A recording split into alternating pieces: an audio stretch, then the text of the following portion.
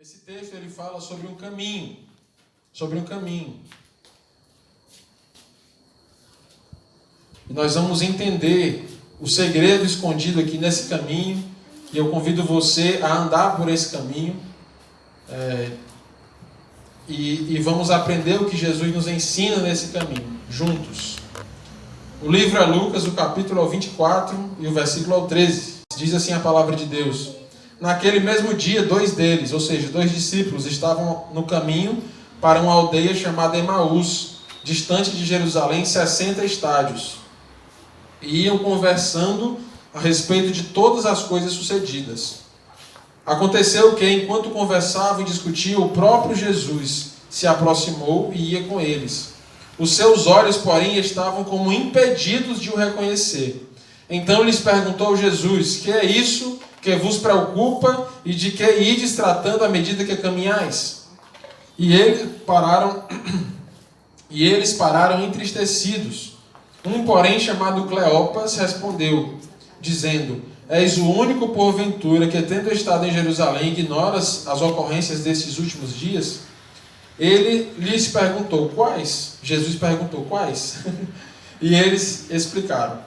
O que aconteceu a Jesus, o Nazareno, que era varão profeta, poderoso em obras e palavras diante de Deus e de todo o povo, e como os principais sacerdotes e as nossas autoridades o entregaram para ser condenado à morte e o crucificaram. Ora, nós esperávamos que fosse ele quem havia de redimir a Israel. Mas depois de tudo, e já este o 3º dia desde que tais coisas sucederam. É verdade também que algumas mulheres das que conosco estavam nos surpreenderam tendo ido de madrugada ao túmulo e, não achando o corpo de Jesus, voltaram dizendo terem tido uma visão de anjos, os quais afirmam que ele vive. De fato, alguns dos nossos foram ao sepulcro e verificaram a exatidão do que disseram as mulheres, mas não o viram. Então lhes disse Jesus: honestos e tardos de coração, para crer tudo o que os profetas disseram. Porventura, não convinha que o Cristo padecesse e entrasse na sua glória? E começando por Moisés, discorrendo por todos os profetas, expunha-lhes o que a seu respeito constava em todas as Escrituras. Quando se aproximavam da aldeia, para onde iam, fez ele menção de passar adiante. Mas eles o constrangeram, dizendo: Fica conosco, porque é tarde e o dia já declina. E entrou para ficar com eles. E aconteceu que, quando estavam à mesa, tomando a ele o pão, abençoou, e tendo partido, lhes deu. Então se lhes abriram os olhos e o reconheceram, mas ele desapareceu da presença deles. E disseram um ao outro: Porventura não nos ardia o coração quando ele pelo caminho nos falava, quando nos expunha as Escrituras? E na mesma hora, levantando-se, voltaram para Jerusalém, onde acharam reunidos os 11 e outros com eles, os quais diziam: O Senhor ressuscitou e já apareceu a Simão. Então os dois contaram o que tinha lhe acontecido no caminho e como fora por eles reconhecido no partir do pão. Gente, esse texto é um texto muito conhecido e é um texto que marca a minha caminhada no Evangelho, porque eu nasci na igreja, eu fui apresentado com poucas semanas de vida. A mamãe está assistindo a live aí, veio, Alanis, ela responde aí com quantas semanas eu fui apresentado. Mas eu imagino que com menos de um mês eu fui apresentado na igreja, num domingo. Já respondeu aí? Não, ela já tinha me dito. A Lana decorou. Com 15 dias de vida, eu fui apresentado na igreja. E, para a glória de Deus, eu nunca saí da igreja do Senhor. Nunca. Graças a Deus. Todos os domingos, na semana, servindo ao Senhor, até hoje. Mas houve um tempo da minha vida em que eu passei por algumas dificuldades espirituais. E esse tempo coincidiu com a saída de um ministério para cá, para a Nova Vida. Isso já está com 15 anos, está completando esse ano, 2020, 15 anos desse evento. E eu cheguei aqui na igreja muito quebrado, né? Mais quebrado que arroz de terceira, bem moído. E o fato é que na hora que eu cheguei aqui na igreja, o pastor Walter estava pregando, né, no primeiro culto que eu vim aqui, no domingo à noite. E ele pregou justamente esse texto que eu acabei de ler para vocês. Então o caminho de Emaús, ele marca a minha história como um recomeço, como um renovo do Senhor, como um momento em que o Senhor fala intimamente ao meu coração. E eu estava meditando no que trazer à igreja na Santa Ceia de hoje, e eu quero dizer a vocês que esse texto ele tem tudo a ver com a Santa Ceia. O caminho de Emaús tem uma intimidade muito grande com a igreja do Senhor, e além disso, o caminho de Emaús ele tem uma intimidade muito grande com o contexto de pandemia que nós estamos vivendo nos dias de hoje. Então esse texto ele fala sobre uma volta para casa, mas não uma volta para casa normal. Quem já voltou para casa aqui depois de uma missão, depois de um trabalho que precisou fazer fora, depois de algum lugar onde você foi, essas voltas para casa são voltas para casa de alívio, de descanso, de comemoração. Eu já viajei algumas vezes para dar aula ou a trabalho em cursos do Ministério da Saúde, e eu não vi a hora de voltar para casa para ficar com a minha esposa, com a minha filha. É uma volta para casa de alívio. Cumpri minha missão, terminei, deu tudo certo, estou de volta. Essa volta para casa, ela é uma volta para casa derrotada. É uma volta para casa em desesperança. É uma volta para casa em que feridas estão abertas. É uma volta para casa de planos frustrados. Esse é o caminho de Emaús. 10 quilômetros de frustração. 10 quilômetros de um espírito de derrota, 10 quilômetros de planos frustrados. Quem aqui já correu 10 quilômetros? Você aí na sua casa já correu 10? O máximo que eu consegui correr 10 foi 50 e alguns minutos. Mas se você correr assim no ritmo normal, você faz em 1 hora. Mas eu imagino que esses homens não estavam correndo, porque eles estavam conversando. Não dá para correr 10 quilômetros e conversar.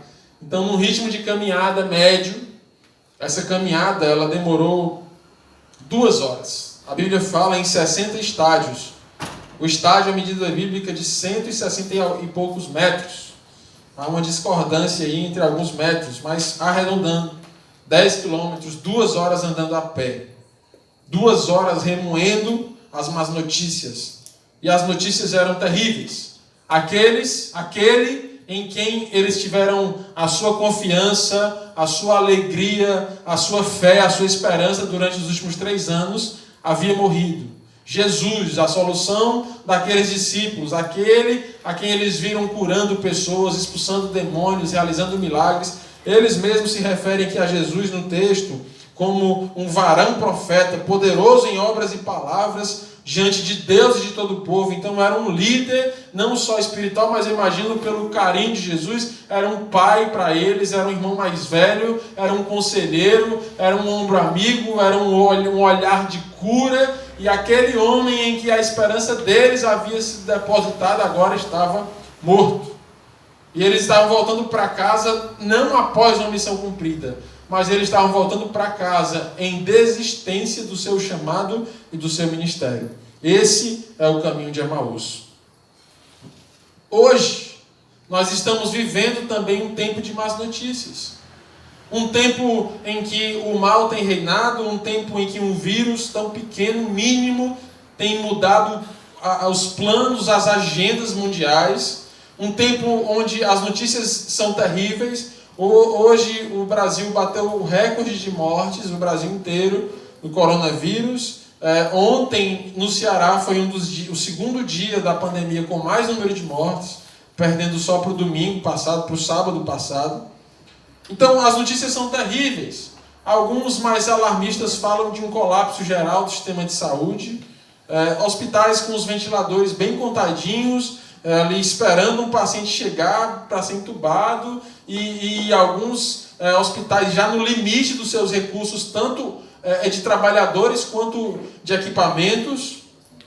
Más notícias, aquela que era a nossa esperança, a economia, os nossos empregos, a nossa vida, a nossa rotina, algumas pessoas, alguns cursos, aquele planejamento futuro simplesmente parece que morreu.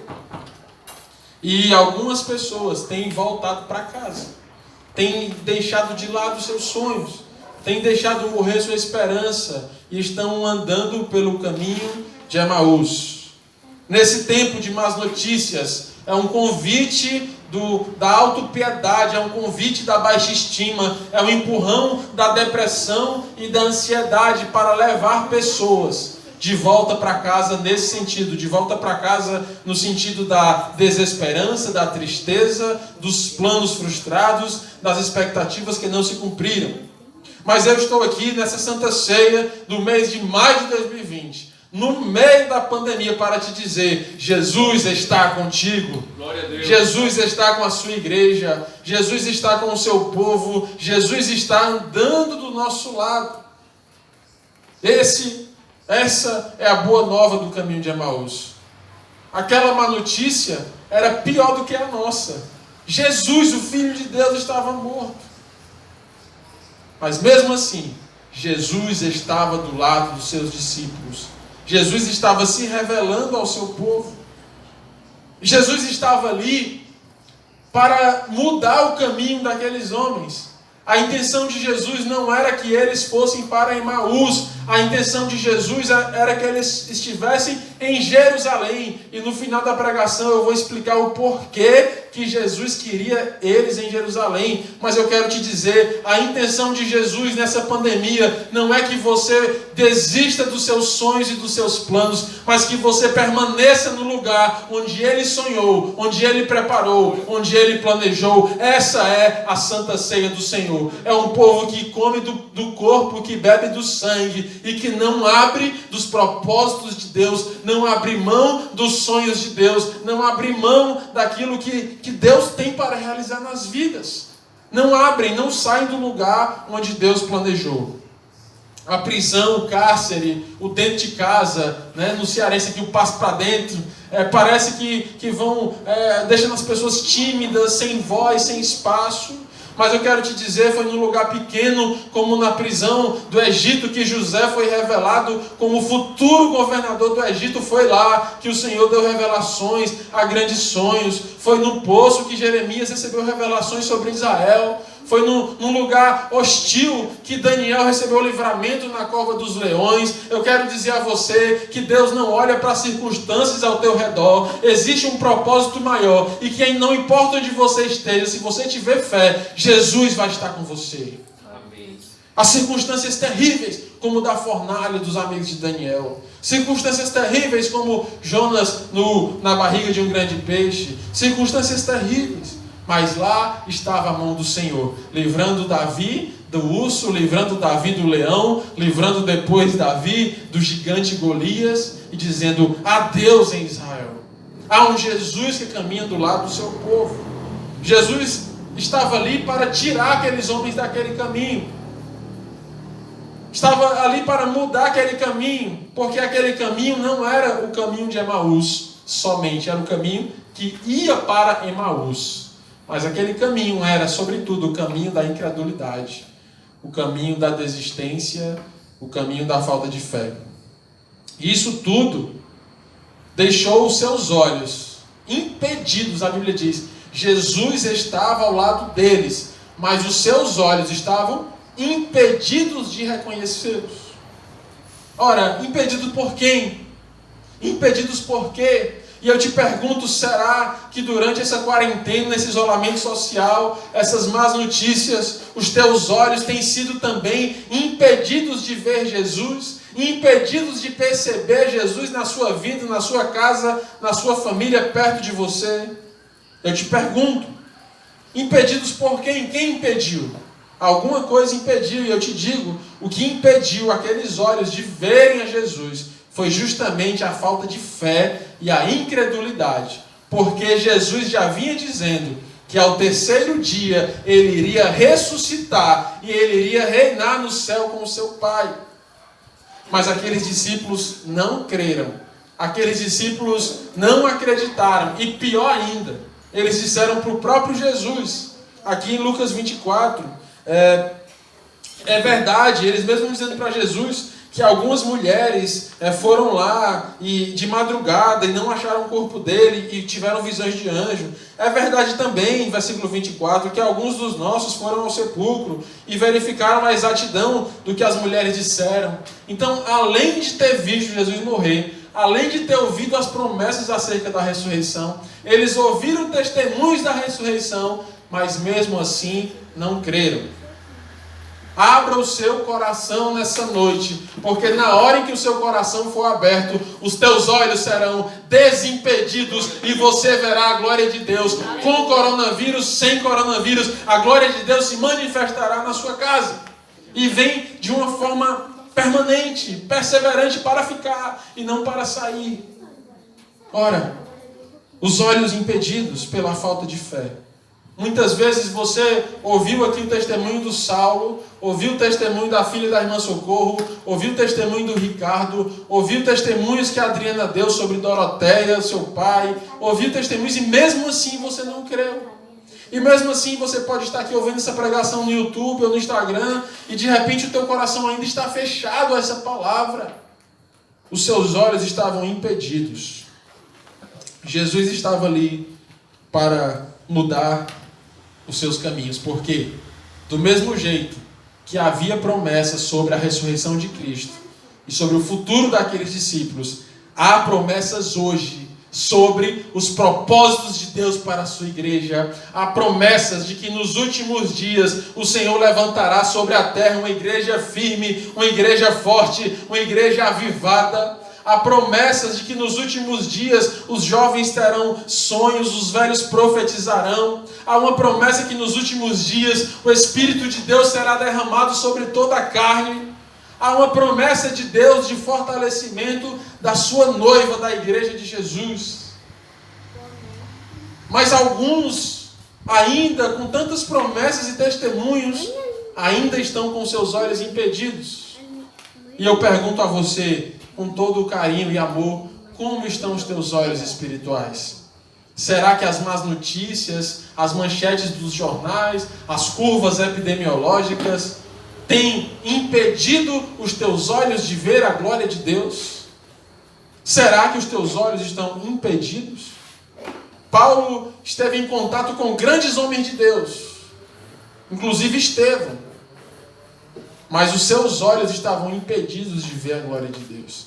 Até que um dia, a partir de um encontro com Jesus, pelo caminho, os seus olhos foram cegos para as coisas naturais. E por 3 dias ele parou de enxergar. Até que veio um homem de Deus chamado Ananias e curou os seus olhos em nome de Jesus. E aquilo que era uma visão natural, agora passou a ser uma visão espiritual. E os seus olhos foram desimpedidos de ver a glória de Deus. A Bíblia fala de visões de Paulo sobre os céus, coisas, segredos do céu, que ele passou a ver, que antes ele não via. O que Jesus estava fazendo ali? Qual era a missão de Jesus com aqueles dois? A gente escuta falar assim, Pedro, Tiago, João, os grandes discípulos de Jesus. Aqueles que escreveram cartas, aqueles que escreveram livros, aqueles que escreveram evangelhos, aqueles que testemunharam. Mas aos olhos humanos, a gente nunca ouviu falar de Cleopas. Quem foi Cleopas? Ninguém sabe. E o outro que estava com ele? A Bíblia nem o nome diz. Alguns historiadores, baseados em outras fontes históricas, dizem que ali eram pai e filho, indo para a mesma aldeia, para a mesma casa. Não há confirmação bíblica disso, mas é uma grande possibilidade histórica. O que eu quero dizer é que, aos olhos humanos, não valeria a pena Jesus apostar naqueles 2 esquecidos, desistentes, voltando para casa. Eram pessoas em que ninguém mais estava ligando, e que ao longo do Evangelho não foram mais citados, e que na história da igreja hoje nós não sabemos o que eles fizeram. Eles não escreveram um livro, eles não deixaram um legado físico de estudo para nós. Mas Jesus estava com ele. Não importa se os homens e as mulheres não te dão valor, Jesus está com você. Não importa se a tua vida vai aparecer no outdoor, se você vai ser um grande influenciador, se você vai ter muitos seguidores, muitos likes. Jesus está com você, Jesus aposta em você, Jesus olha para o coração e Ele vai de encontro aos corações sedentos e quebrantados à sua palavra. Jesus vai em direção aos esquecidos. Sabe uma coisa que eu estou dando muito glória a Deus nessa Covid-19? É quando eu vejo um idoso tendo alta do hospital. Hoje eu vi uma idosa com um cartaz dizendo: eu tenho 101 anos. E eu bati. Ela escreveu, eu bati no coronavírus. Um cartaz. No começo das lives aqui nós oramos por uma irmã, uma senhora de 92 anos. Internou-se aqui no hospital da nossa cidade. E teve alta. E saiu do hospital debaixo de aplauso. O pai do prefeito da nossa cidade passou vários dias gravíssimo na UTI. Saiu do hospital sob aplauso. Por quê? Porque durante essa pandemia, os nossos idosos eles foram escanteados. Eles foram colocados assim, vai morrer mesmo, a população de risco, então quem morrer é porque tem alguma comorbidade. E parecia um discurso de quem estava aceitando a morte de alguns porque já eram idosos. Como se a nossa sociedade não valorizasse a experiência, o trabalho, o legado dessas pessoas. Mas aqui Jesus, ele vai de encontro aos esquecidos, ele vai de encontro aos marginalizados, ele vai de encontro a quem a maioria não dá valor. Porque Jesus dá valor a cada vida, a cada coração, a cada pessoa, a cada história. Cada vida é importante para Jesus. A Santa Ceia fala sobre um Deus que aposta em quem ninguém aposta. A Santa Ceia fala para um Jesus que vai acompanhando dois que ninguém ouviu falar, mas que para ele eram pessoas importantes para o seu chamado, para o seu ministério e para a igreja do Senhor. Você é importante para Jesus. Cada vida é importante para Jesus. E aí Jesus queria mudar aqueles homens de caminho, tirar do caminho da incredulidade e pôr de volta no caminho de Jerusalém. Jesus se encostou ali do lado deles para tirar do coração deles a dúvida e colocar de volta a fé. Para tirar a frieza e colocar de volta o fogo. Jesus se colocou ao lado daqueles dois homens para mudar o rumo, mudar a rota, mudar a história, mudar o destino dos corações daqueles homens.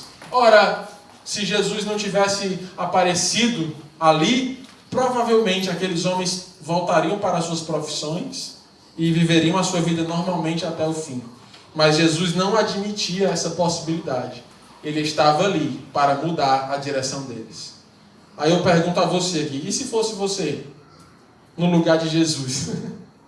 Como você mudaria essa rota?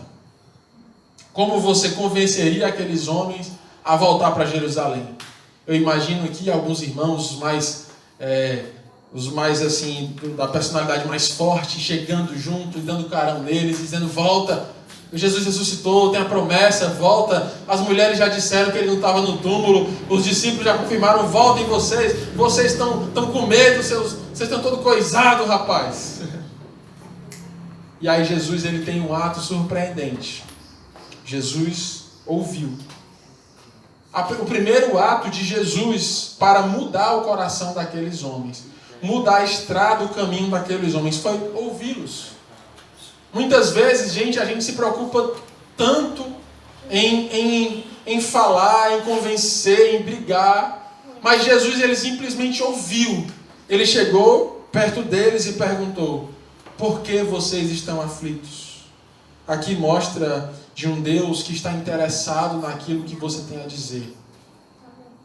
O primeiro passo que Jesus deu para mudar o coração daqueles homens foi ouvir o clamor do coração deles.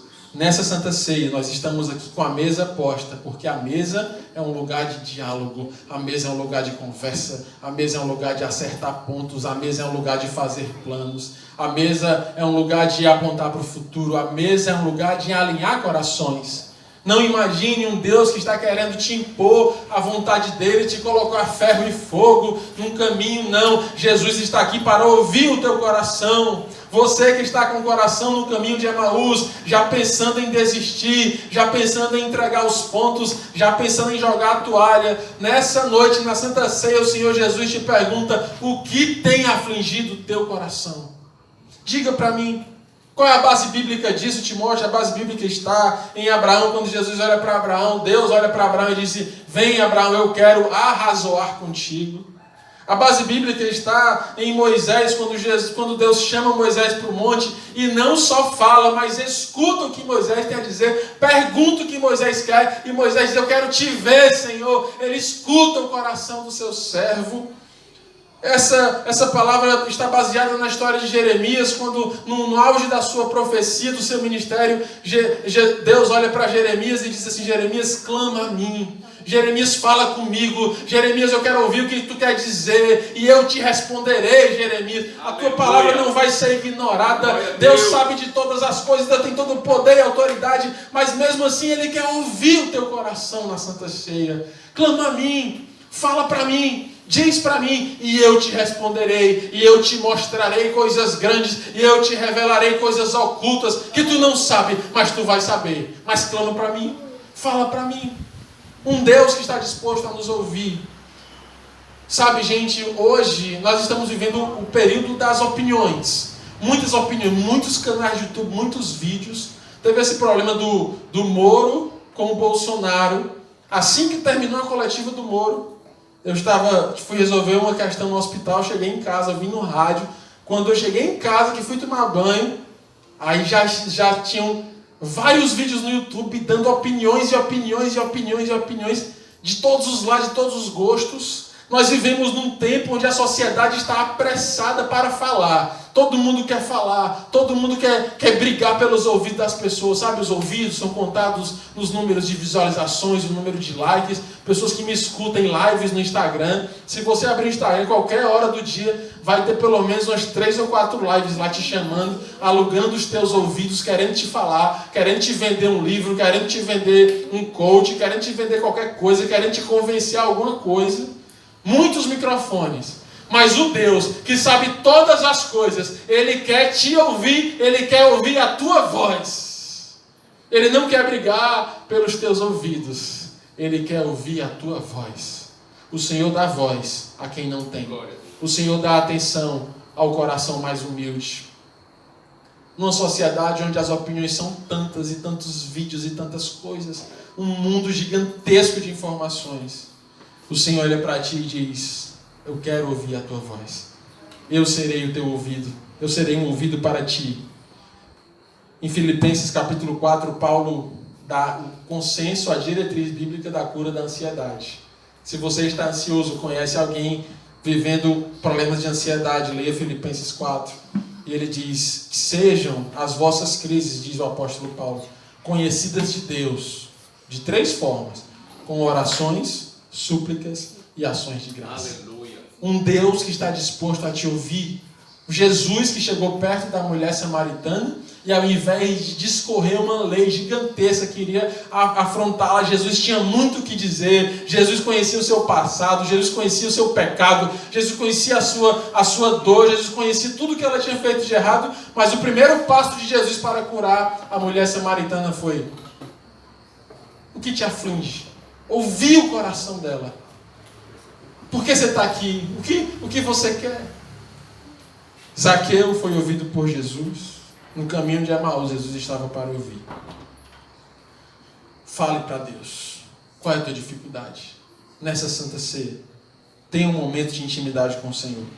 E o que foi que ele ouviu? Ele ouviu justamente o motivo pelo qual os olhos deles estavam impedidos. Ele ouviu 2 coisas. Ele ouviu: olha, só o Senhor não sabe? Aí começou a ouvir a reclamação. Aquele, o Jesus, varão forte, profeta, diante de Deus e dos homens, operou milagres. Morreu. Nossas autoridades o entregaram na cruz. E eles morreram. E já fazem 3 dias. E apontaram para o relógio, assim, de pulso, que nem existia. Faz de conta que existia. E já fazem 3 dias. Ou seja, acabou. O que eles tinham para dizer para Jesus era que o tempo em que eles esperavam que acontecessem as coisas tinha sido frustrado.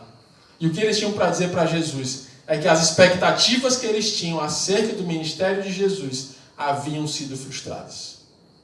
Eles esperavam um Jesus que liderasse Israel militarmente, que acabasse com a opressão do Império Romano.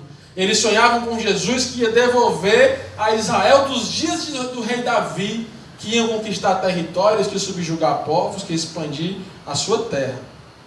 Mas ali eles viram foi um Jesus que se entregou voluntariamente na cruz.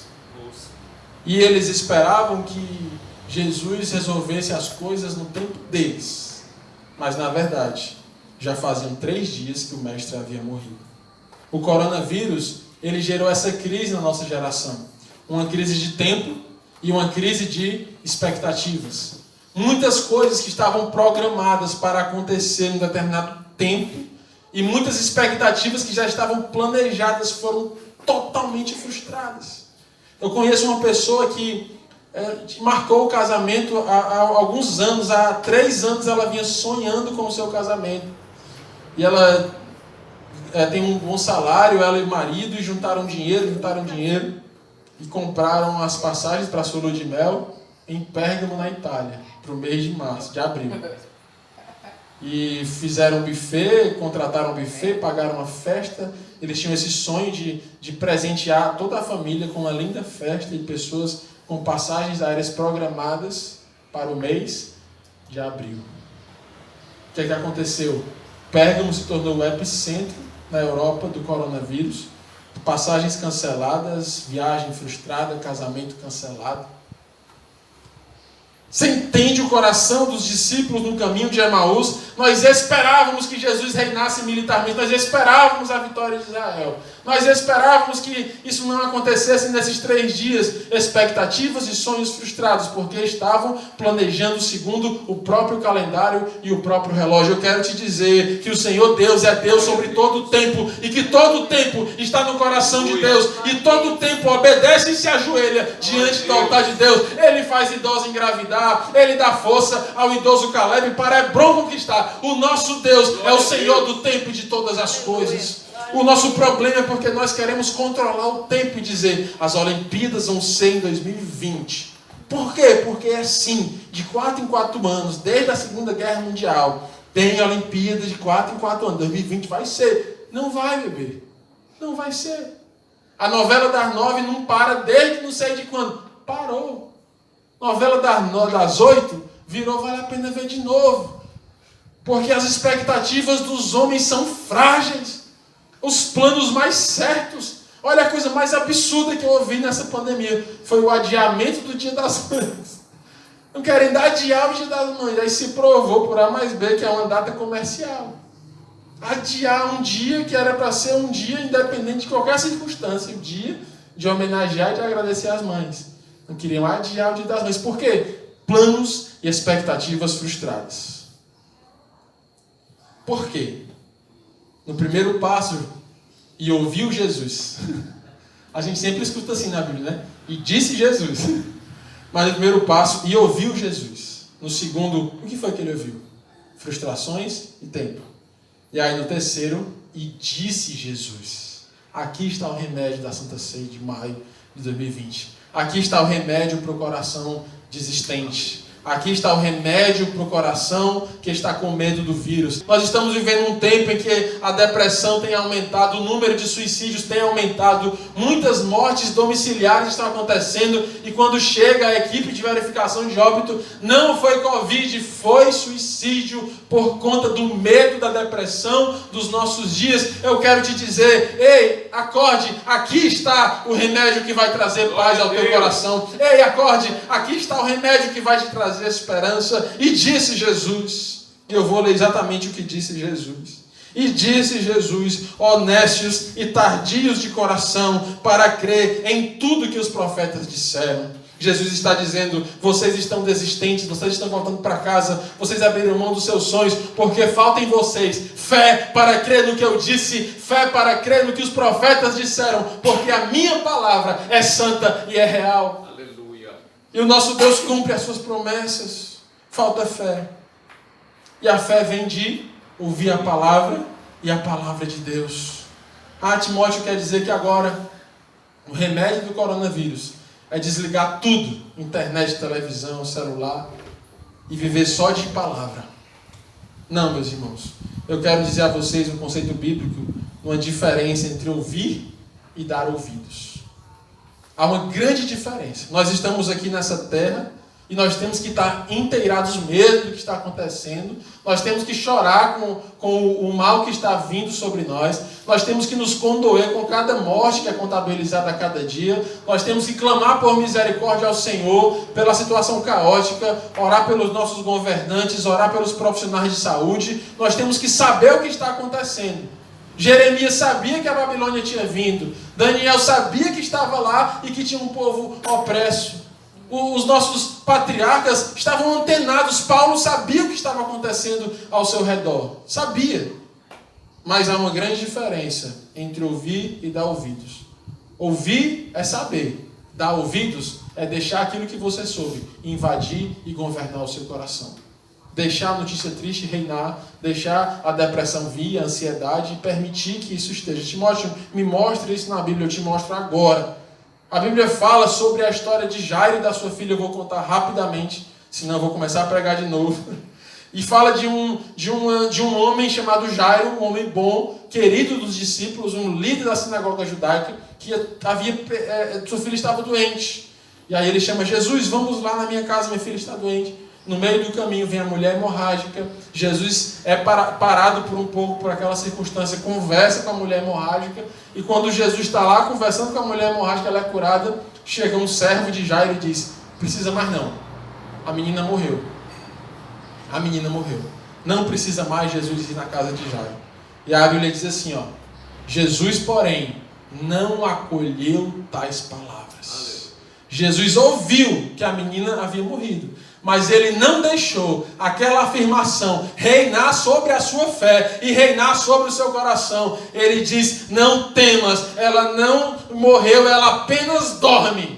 E Jesus foi lá e aquela menina ressuscitou. Aleluia. O que eu quero te dizer é que as circunstâncias são ruins, as notícias são más, há muita fake news acontecendo, há muita notícia real mesmo, que é má e que entristece o nosso coração. Mas nós não podemos deixar essas notícias reinarem sobre nós. Nós não podemos deixar esse sentimento de desistência reinar sobre nós. Nós não podemos deixar a desesperança estar sobre nós e nós abrimos mão dos nossos sonhos, dos planos. Nós precisamos colocar o nosso tempo de acordo com o tempo de Deus, a nossa expectativa de acordo com a expectativa de Deus. E aí nós não daremos ouvido a essas coisas. Nós acolheremos as palavras que vêm do céu, que tem promessas e profecias sobre a igreja do Senhor. Por isso nós temos insistido aqui nos últimos cultos: se vincule à igreja do Senhor. Porque se tem um barco que você deve confiar para andar nesses dias, é a igreja do Senhor. O mundo está caindo. Nós lemos aqui no começo do culto, no Salmo 21, aqueles que confiam em carros e em cavalos envergam e quebram. Mas os que fazem menção do nome do Senhor, esses serão gloriados com Cristo. Aleluia. É tempo de você sair dos barcos da economia, dos barcos dos esportes, dos barcos das bebedeiras e subir no barco do Evangelho de Jesus. Porque sob esse barco há uma palavra que diz: 1000 cairão ao teu lado, 10.000 à tua direita, e tu não serás atingido. Há uma palavra sobre esse barco que diz: no final da história, esse barco estará no céu com Jesus Cristo. Ei, a arca de Noé é a igreja do Senhor. Entra na arca, faz morada, vem para esse lugar, vem para esse povo. Essa ceia te chama, essa comunhão. Jesus está voltando. O mundo é mau, mas Jesus é bom. E você terá uma vida eterna ao lado de Jesus. A cada live nós temos tido a alegria, quase todas, de ter pessoas que se converteram. E nessa noite eu quero te chamar. E aqui nós estamos encerrando a pregação. Vamos começar a ceia. Foi isso que Jesus fez. Jesus disse que faltava fé. Se te falta fé, te falta palavra. Abra os seus ouvidos a essa palavra e o teu coração vai sentir de fé. A Bíblia fala que Jesus fez menção de passar adiante. Foi aqui que eu chorei muito naquela pregação no ano 2005, quando eu cheguei aqui na igreja. Jesus fez menção de passar adiante. Por que Jesus fez menção de passar adiante? Toda noite a gente conta uma história para Alícia. Tem uma filha de 5 anos, chamada Alícia. E agora ela está olhando para mim. O que é que você vai falar, papai? E a gente contou para ela a história da briga de Jacó com o anjo. Pensa no nó que deu na cabeça dessa criança. Ela fez só umas 300 perguntas sobre por que Jacó brigou com o anjo, já que o anjo era bom. Por que que o anjo não entregou logo a bênção para Jacó, já que ele queria dar? Se o anjo estava brigando é porque não queria dar. Se Jacó estava brigando, estava maltratando o anjo. Pensa no nó que deu ontem à noite, umas 11 horas da noite, ela querendo dormir, papai. Por que que Jacó brigou com o anjo? Jacó bateu no anjo. E eu fui explicar para ela. E eu consegui explicar para ela. Ela se aquietou e foi dormir. Eu disse: minha filha, aqui está um biscoito de chocolate. Eu quero te dar esse biscoito. Você quer? Aí ela: quero. Aí eu tomei da mão dela. Aí ela aceitou. Eu disse: tu quer mesmo? Ela: eu quero. Depois pega da minha mão. Aí ela foi pegar, eu subi a mão. Aí ela se conformou. Eu disse: tu não quer esse biscoito? Eu quero. Então pega. Ela tentou pegar, eu não deixei.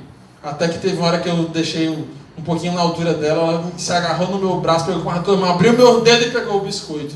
Aí eu disse: era isso que o anjo queria. Ele não queria entregar a bênção de qualquer jeito, ele queria entregar a bênção para um coração que quer receber a bênção, que quer lutar pela bênção, que quer Jesus perto. Jesus fez menção de passar adiante, porque ele queria ver até onde ia a fé daqueles homens, se ia dizer: ah, vai embora mesmo, está tudo acabado, ou se ele dizer: fica, Senhor, já se faz tarde, vem na minha casa, eu tenho preparado para ti um lanche, eu tenho preparado para ti morada. Como você tem tratado Jesus? Será que Jesus é só aquele que vai passando numa live? Será que Jesus é só aquele que vai passando na igreja e que você deixa ele passar? Nessa Santa Ceia, eu te chamo a chamar Jesus para dentro da tua casa. Nessa Santa Ceia, eu te chamo a dizer: fica, Senhor, eu vou lutar pela tua presença, eu vou desfazer o que está de errado na minha casa, porque o Senhor é santo. Eu vou preparar uma mesa, eu vou perfumar minha casa, eu vou ajeitar o meu coração, porque eu quero Jesus dentro do meu coração.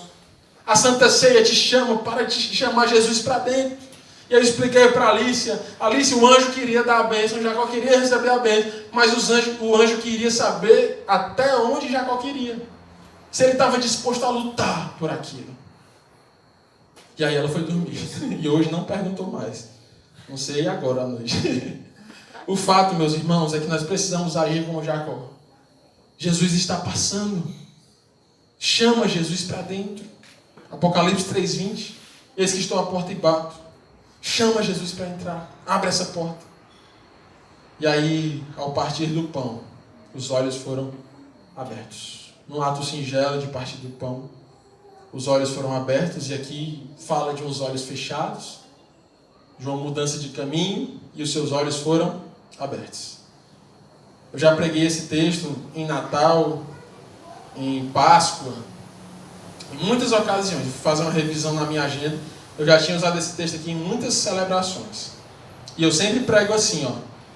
Quando Jesus partiu o pão, os seus olhos foram abertos, porque é na hora da intimidade que nós percebemos Jesus. Quando Jesus partiu o pão, os seus olhos foram abertos, porque é preciso estar em comunhão, trocar o pão, comer do pão com Ele, para que você reconheça e enxergue a sua presença. Isso é pura verdade. Jesus se revela na intimidade. Jesus se revela no coração que se senta à mesa com Ele e partilha do pão. Mas nessa tarde eu estava orando e aí veio uma revelação linda sobre essa parte do céu, bem quentinha. E eu estava querendo entender: Jesus, por que o Senhor sumiu? Parecia que Jesus estava querendo deixar um gostinho de quero mais. Eles perceberam: Jesus sumiu ao partir do pão. Jesus partiu do pão. Eles reconheceram o jeito de Jesus partir o pão e eles disseram: é Ele. Quando disseram é Ele, Jesus sumiu. E nessa tarde, para a glória de Deus, eu entendi o porquê que Jesus sumiu. Eu confesso a você que não fazia muito sentido para mim Jesus ter sumido. Eles tinham dado 2 horas, tinham conversado, tinham pregado, tinham tentado se revelar de várias maneiras. Ele pregou desde os profetas até o novo. Ele fez um panorama bíblico. E aí quando eles reconhecem, eles somem. E eu entendi, nessa tarde eu quero compartilhar contigo essa revelação. Quando Jesus partiu o pão e sumiu, foi porque aquele não era mais um pão de trigo. Aquele não era mais o pão físico, não era mais o pão do Egito, não era mais o pão da Páscoa de Moisés. Aquele pão agora era o corpo de Cristo. Era o pão vivo que desceu do céu. Ele partiu o pão e sumiu, dizendo: agora eu vou sumir porque o meu corpo vai sumir, mas a minha vida está em vocês. O meu pão, eu sou o pão vivo que desceu do céu, e eu dou a minha vida por vocês. O meu corpo vai sumir porque agora vocês serão o meu corpo na terra. Voltem para Jerusalém, sejam cheios porque agora vocês vão andar por mim, vocês vão falar por mim, vocês vão olhar por mim, vão abraçar por mim, vão curar por mim. O corpo de Jesus se multiplicou. Não era mais uma memória da saída do Egito. Agora era claramente a santa ceia da ressurreição de Cristo. A santa ceia do corpo vivo de Cristo, que apontava para a Nova Jerusalém. Ali está a primeira ceia da Bíblia no pós-ressurreição. Ali está numa mesa simples, numa aldeia de Emaús, numa casa simples com 2 homens incrédulos. Jesus escolheu um lugar tão humilde para pela primeira vez partir o pão vivo que desceu do céu. E ele sumiu dizendo: agora está com vocês. Agora está com vocês. Vocês imaginam o ânimo daqueles homens que andaram 10 quilômetros, 2 horas a pé com a sua bagagem, e ao virem esse espetáculo da fé, a Bíblia diz que na mesma hora se levantaram e andaram mais 2 horas de volta para Jerusalém. Você imagina que é você caminhar 2 horas para casa, devia estar com saudade de alguém, devia fazer tempo que não via alguém, um familiar, um parente, um amigo. Tinha muitas prioridades: um banho, trocar de roupa, tirar o suor do corpo, uma cama confortável os esperando, uma rede, as suas profissões, a sua vida toda de volta. Mas quando eles perceberam que ali era Jesus, nada mais fazia sentido a não ser voltar para Jerusalém e aguardar a descida do Espírito Santo de Deus. Aleluia. Quando você encontra Jesus, nada mais vale a pena, nada mais faz sentido. Uma cama confortável, uma rede cheirosinha, um banho bem tomado, a saudade de alguém. Porque o que estava valendo agora era o chamado, era o propósito, era o ministério, era o caminho de volta para Jerusalém. Aleluia. E ali Jesus conseguiu o que ele queria desde o começo, que era botar os homens no caminho de volta para Jerusalém. E eles voltaram, e lá em Jerusalém eles encontraram o início da igreja do Senhor, encontraram de volta a sua fé, encontraram de volta a sua esperança, encontraram de volta os milagres, os prodígios, as maravilhas. E sobre todas as coisas, em Atos 2, eles encontraram o dia de Pentecostes. Lá em Jerusalém, eles viram o Espírito Santo vindo do céu como em línguas de fogo, trazendo um novo avivamento sobre os discípulos de Jesus. Essa Santa Ceia, ela te convida a, em meio às loucuras dessa pandemia, a colocar os teus pés de volta para Jerusalém, a receber do Espírito Santo, a voltar a sonhar, a planejar, a exercer teu ministério. O Senhor vai te dar uma unção. Eu confesso a você que a gente ficou um pouco sem saber o que fazer na nossa igreja. A nossa igreja é uma igreja muito calorosa, é uma igreja que impõe as mãos, é uma igreja que abraça, é uma igreja que está perto, é uma igreja que conhece cada um. E quando de repente a gente se viu diante de um celular, eu confesso a você que a gente ficou um pouco destreinado. Mas ao longo dos cultos o Senhor nos revelou que há sim uma unção para esse tempo. Nós temos sim o que fazer nesse tempo. Há vidas para serem libertas nesse tempo. Há conversões para serem realizadas nesse tempo. Há uma obra de Deus acontecendo. E eu te digo da mesma forma, não fique destreinado por conta do coronavírus. Busque em Deus e Ele vai te dar o que fazer. E o que fazer bem feito. E o que fazer que vai alegrar o teu coração. E o que fazer que vai te tirar de Emaús e te colocar de volta na estrada para Jerusalém. Deus vai te dar. Ei, você que tem um ministério, que tem um chamado, que tem um propósito, não passe o dia vendo WhatsApp e notícias terríveis. Vá buscar o Senhor e Ele vai te colocar de volta no caminho para Jerusalém. Amém. Essa é a Santa Ceia do Senhor. Amém.